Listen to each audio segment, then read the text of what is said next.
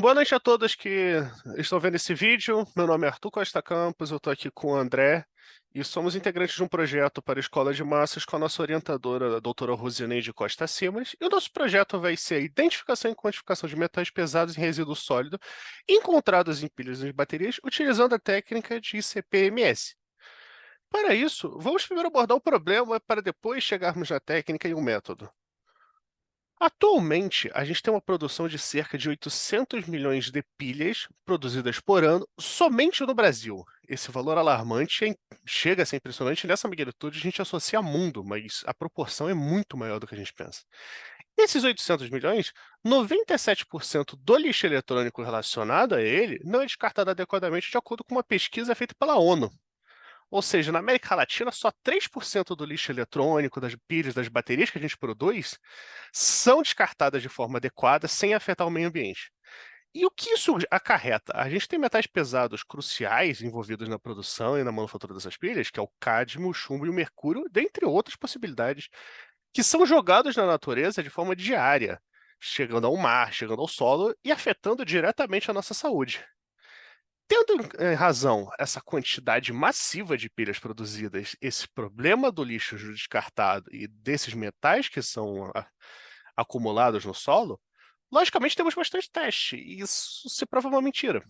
Nós temos muito poucos estudos sobre o controle desses metais em pilhas. Nós temos uma resolução da CONAMA de 2008, que teve algumas atualizações em 2010, 2011, e existem pouquíssimas pesquisas liberadas publicamente falando sobre o controle e sobre a análise desses materiais. Pois bem, então, partimos do problema, vamos à nossa metodologia. Para a metodologia, iremos utilizar o processo clássico de fazer qualquer análise, que é o preparo inicial da amostra, sua abertura por meio de uma digestão ácida em microondas, utilizaremos dessa vez um sistema fechado, e eu vou explicar isso mais à frente por quê, e por fim uma análise em CPMS. Primeiro, a região do preparo inicial, faremos a coleta de marcas de pilha, faremos a abertura delas, a sua secagem para tirar o ácido. Além da secagem, faremos a moagem, aumentaremos sua área de contato, para então colocarmos no micro-ondas na marca da Milestone, um ETUSUP, de acordo com o nosso projeto montado, e faremos uma digestão ácida utilizando a rampa de aquecimento e a metodologia já programada no software, utilizando um pouco de ácido clorídrico e nítrico numa proporção já marcada lá. Essa digestão ácida vai servir para abrir a amostra e fazer a retirada e torná-la possível de ser analisada no CPMS.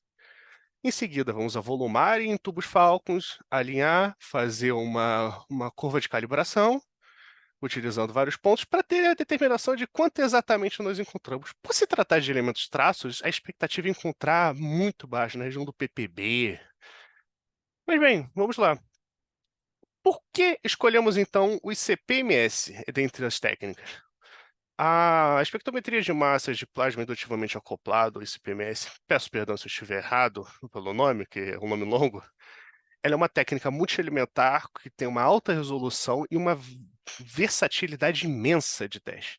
Ela é utilizada para inúmeros processos e hoje em dia, na área de metais pesados, ela vem tomando um grande protagonismo, como a gente pode ver no lado direito.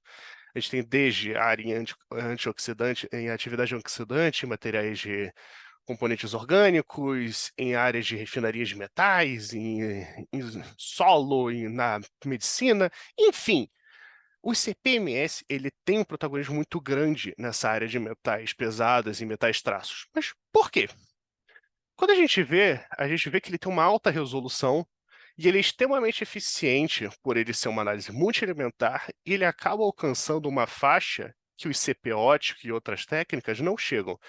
O forno de grafite também chega numa proximidade, você conseguiria fazer uma análise adequada, mas o fator dele ser monoelementar e um processo muito mais lento dificulta esse processo e para indústrias ele não faz mais sentido comparado ao ICP-MS. Ele não se influencia pela lei de Beer, já que ele não utiliza um conceito óptico, ele utiliza a relação da carga-massa para ter um controle, passa então o plasma acaba ionizando a sua amostra, ele é passado, atravessa um quadrupolo, e aí sim você tem uma detecção, você pode utilizar a técnica de CAD, que é um afastamento cinético utilizando de gás hélio, como utilizado na tecnologia da Termo, que é o ICP que eu utilizarei para fazer esse teste.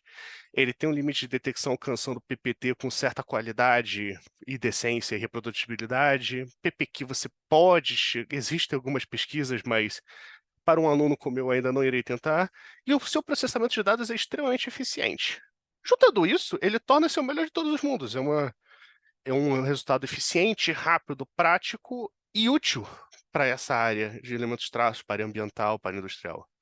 Pois bem, senhores, essas aqui são nossas referências. A maioria das pesquisas nós tiramos diretamente do Mendeley, fazendo uma análise, pegamos artigos abertos.